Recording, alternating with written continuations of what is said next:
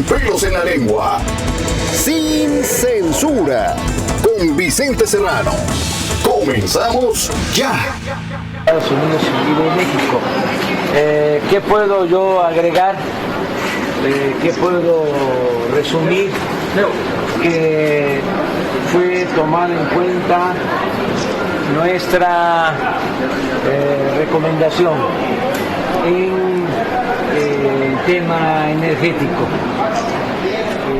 Eso lo cuidamos con mucho detalle. Llevó algunos días, no se hizo público, pero sí hubo una negociación sobre este tema. Estamos satisfechos porque quedó a salvo nuestra soberanía.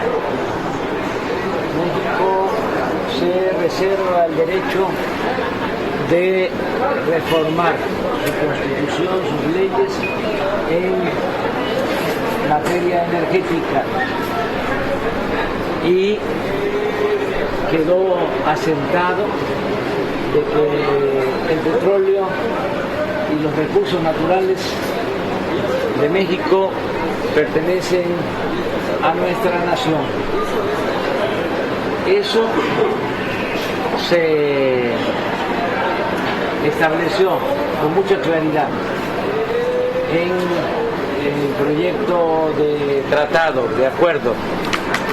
Quiero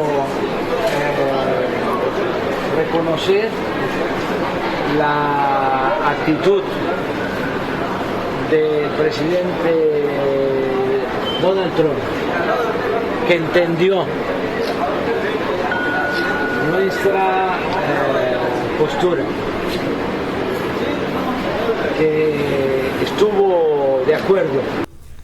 Ahí están las palabras de Andrés Manuel López Obrador sobre el acuerdo logrado ayer y anunciado ayer por los presidentes Donald Trump y Enrique Peña Nieto desde la Casa Blanca. Yo soy Vicente Serrano y como siempre le pido que no permita que le den más de lo mismo. Estamos transmitiendo en vivo y en directo en esta mañana de lluvia en el área de Chicago desde nuestros estudios en las alturas, en el centro, en el corazón del medio oeste de Estados Unidos, la ciudad de Chicago, Illinois, desde aquí para el mundo. Y desde aquí les recuerdo que nosotros hablamos como los chayoteros, no se atreven, no les interesa, no les conviene, porque no van a morder la mano que les da de tragar, y la mano se llama Enrique Peña Nieto y todavía tiene más de 90 días en el poder, más de 3 meses, así que al pendiente. Vamos a hablar de muchos temas, sobre todo de el acuerdo entre México y Estados Unidos en temas comerciales, y voy inmediatamente hasta Washington con Jesús Esquivel, corresponsal de la revista Proceso en la capital estadounidense, único corresponsal mexicano acreditado por la Casa Blanca, para que nos dé detalles sin censura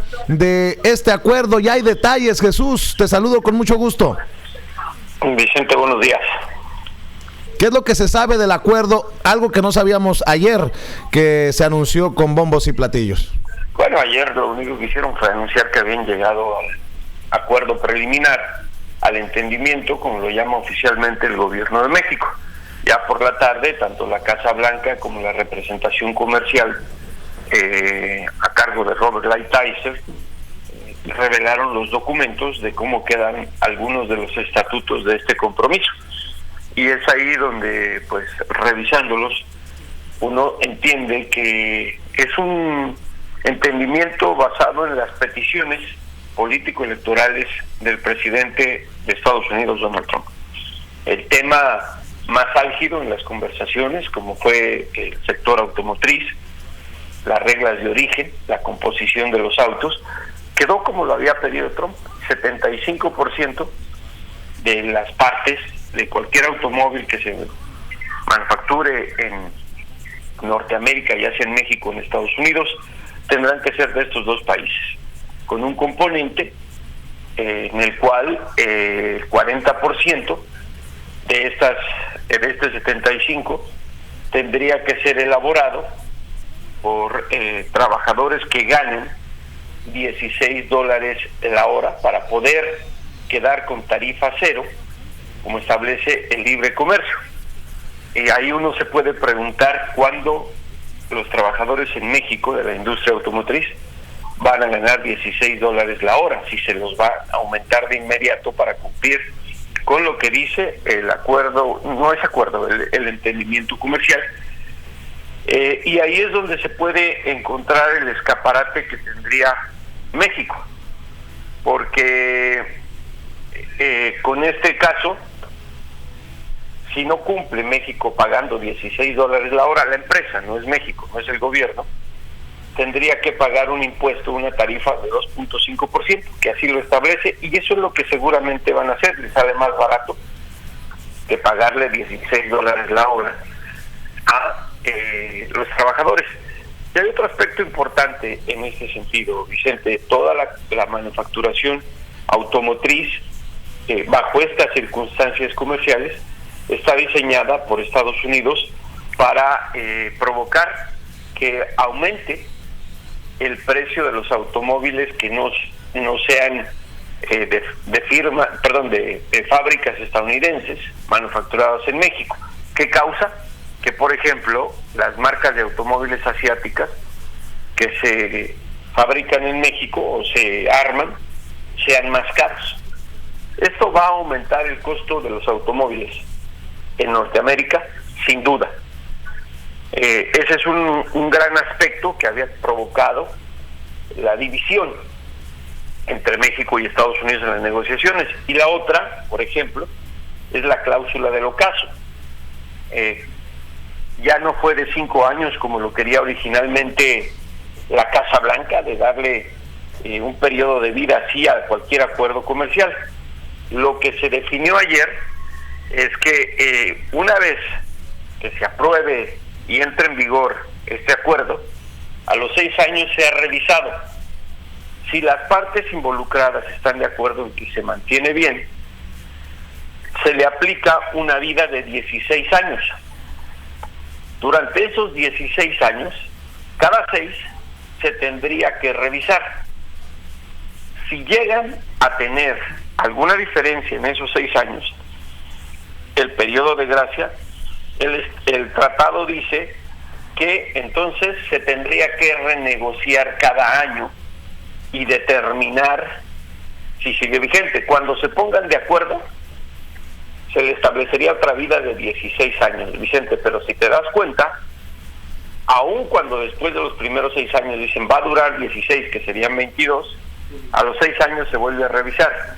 Y si hay desacuerdos, ya no es de 16, sino de 1, hasta que se vuelvan a cumplir los caprichos o las necesidades de algún país involucrado en esas negociaciones. En términos generales, este tendría por lo menos una periodicidad de 6 años y de 22 en caso de que todo funcione bien. Los negociadores sostienen que esto es para mantenerlo actualizado de acuerdo a las circunstancias de la economía y el comercio mundial. Esos son 2 ejemplos que te doy de los detalles. Jesús, entendiendo el contexto que nos estás dando de que se aprueba lo que propuso Donald Trump o lo que quería Donald Trump, si se respetara entonces este acuerdo o este entendimiento comercial entre México y Estados Unidos en el tema automotriz, los trabajadores, si en México ganaran $16 la hora, le estaríamos básicamente agradeciendo a Donald Trump estas cláusulas. Bueno. Sí, ¿me escuchas, Jesús? Se cortó cuando dijiste estaríamos agradeciendo y ahí ya no supe. O sea, el trabajador, si se respetara este acuerdo, este entendimiento, ¿le estaría agradeciendo entonces a Donald Trump por sus propuestas de que vayan a ganar $16 por hora en México? Claro, fue la propuesta de Estados Unidos, que era lo que no aceptaba México. Pero esto, ojo, por eso te digo, es el 40% de ese componente del 75%.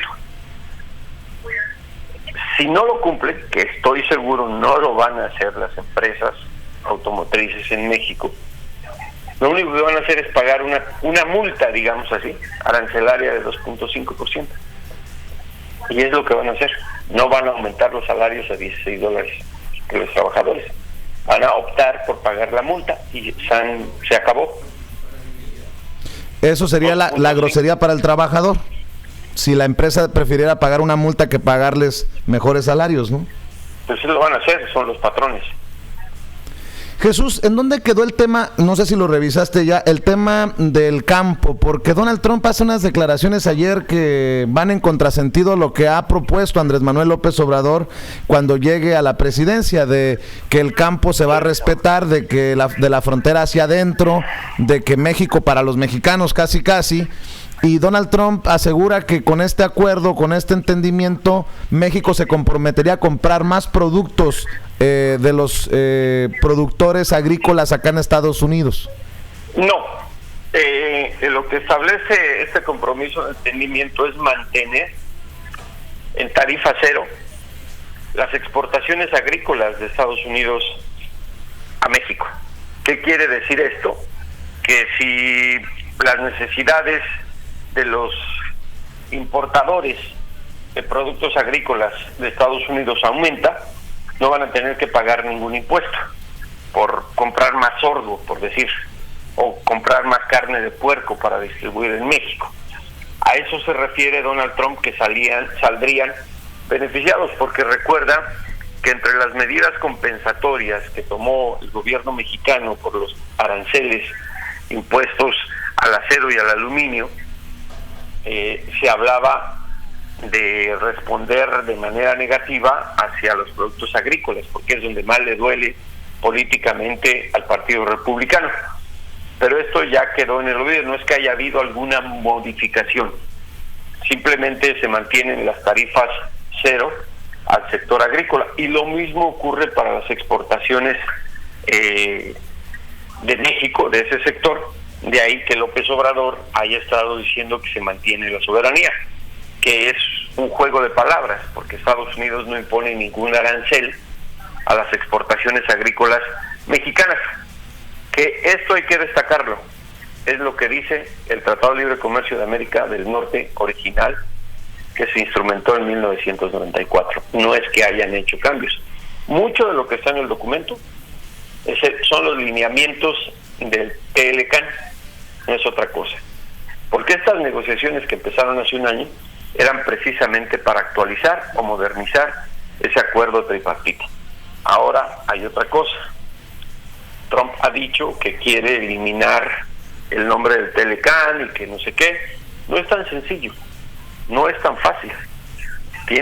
Por eso te decía ayer, hay un proceso de revisión legislativa y ya hubo reacción en el Congreso. Jesús. Los líderes... Sí, dime. Los líderes republicanos me decías.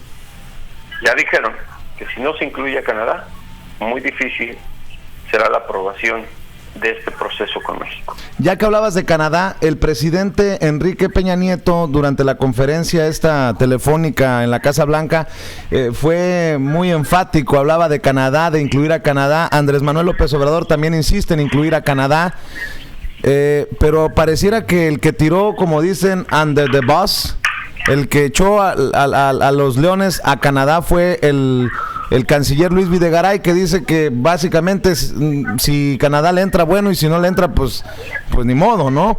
¿Qué riesgos políticos hay para México desde tu perspectiva que Canadá no se incluya, que México haya decidido negociar con Estados Unidos sin Canadá y a la hora de la hora ya tenemos un acuerdo y súmate y si no te gusta, pues te vas? ¿Riesgos políticos en México? Sí. Ninguno. Ya pasó la elección. Videgaray ya se va. No hay ningún riesgo político. Y si te das cuenta, las declaraciones de ayer, tanto de Peña Nieto posteriormente como del propio Andrés Manuel y Videgaray, se acabó la incertidumbre. Se acabó la incertidumbre de los mercados. Eso es lo que estaban hablando. Nos damos cuenta que a los gobiernos les preocupa más los mercados bursátiles que la sociedad, que los trabajadores, que el campo. Lo que hizo México es cumplir con el capricho de Trump. acuerdos bilaterales antes que mantener el tratado regional. Y el hecho de que estuvieran señalando que quieren a Canadá involucrarlo en el compromiso es políticamente correcto, pero es que no puede hacer otra cosa Peña Nieto, porque así lo establece el acuerdo vigente. Nadie ha eliminado al Telecán, eso quede claro, sigue vigente. El Tratado de Libre Comercio de América del Norte está vigente. Esto no lo va a reemplazar. No es tan fácil. No es como lo dice Trump. Ahora, el hecho de que Videgaray haya dicho que aún sin Canadá, México ya tiene un Tratado de Libre Comercio de América del Norte, te indica dos cosas. Primero, que le dieron la espalda a Canadá, que los había defendido ante las posiciones de Donald Trump. Y segundo, que a final de cuentas cada quien mira para su milpita. Y lo digo también por Andrés Manuel. Se puso a aplaudir un tratado de libre comercio en el cual todavía falta la decisión del Congreso Federal estadounidense. En México no va a haber problema con el Senado. Lo van a aprobar absolutamente rápido porque ya le dio la venia el próximo presidente de México. Pero aquí no. Aquí las negociaciones tienen que continuar con Canadá. El viernes, a más tardar, Robert Lighthizer tiene que enviar la notificación al Congreso. ¿Qué es lo que va a enviar? Eso es lo que legalmente nadie sabe. Decir, ya terminamos de negociar un entendimiento con México en materia migratoria, o va a anunciarles que se inicia el fin del Tratado de Libre Comercio de América del Norte. Para eso, la notificación requiere 6 meses. Y la palabra última la tendría el Congreso, porque lo tiene que aprobar o rechazar. Lo mismo con ese acuerdo de entendimiento. Tienen que ser 90 días, calendario, para que revise lo que negoció México, si les gusta o no les gusta, de manera bilateral, o qué es lo que va a enviar en esa notificación. Que no preclude el hecho de que Canadá se pueda incorporar posteriormente una vez que concluya sus negociaciones bilaterales. ¿Qué es lo que van a hacer con 2 acuerdos? Tendría que aprobar 2 acuerdos el Congreso de los Estados Unidos y después de 6 meses decidir si se anula o no el Tratado de Libre Comercio de América del Norte. Y ahí entran en juego las reglas establecidas por la Organización Mundial de Comercio. Ayer te lo decía, puede haber un sinnúmero de demandas. Y otra cosa importante en el caso de México, no se eliminaron los aranceles que impuso Trump a las exportaciones de acero y de aluminio de México. Eso es aparte, así nos lo dijeron ayer, y con una demanda mayor de partes hechas en Norteamérica para los automóviles, dime tú a quién se le puede ocurrir que con un aluminio y acero más caro se van a abaratar los autos. Claro. Jesús, yo sé que a ti no te gustan mis formas de declarar ganadores o perdedores, pero con lo que tú ya sabes, con los detalles que tú ya sabes y entendiendo lo que me estás diciendo, ¿podemos decir que el ganón, y por eso la efusividad ayer de Donald Trump en la Casa Blanca, fue Trump? No, porque Trump no tiene la última palabra, la tiene el Congreso. Pero suponiendo que le aprueben esto. No se sabe, va a haber audiencias. Ya ayer hay muchas objeciones al tema Canadá, porque aun cuando se termine este acuerdo con México, digamos, lo que negocie con Canadá va a ser muy importante para modificar lo que hay. ¿Por qué? Porque México también exporta a Canadá y Canadá a México. Y te repito, sigue vigente el Tratado de Libre Comercio de América del Norte, el Telecán. Yo no sé por qué ya se les está ocurriendo que ya se terminó, solamente porque lo dijo Trump. Por eso, y reitero, hay que esperar, porque no estás viviendo bajo un imperio. Trump se siente emperador, pero no es así, por eso existe la división de poderes.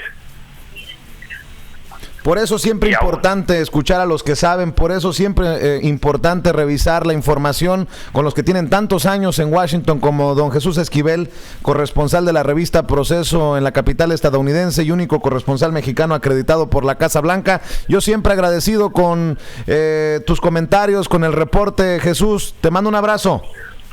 Vicente, muy buenos días, gracias. Gracias, Jesús Esquivel, y vaya que es un tema importante y creo que nos plantea Jesús Esquivel las cosas muy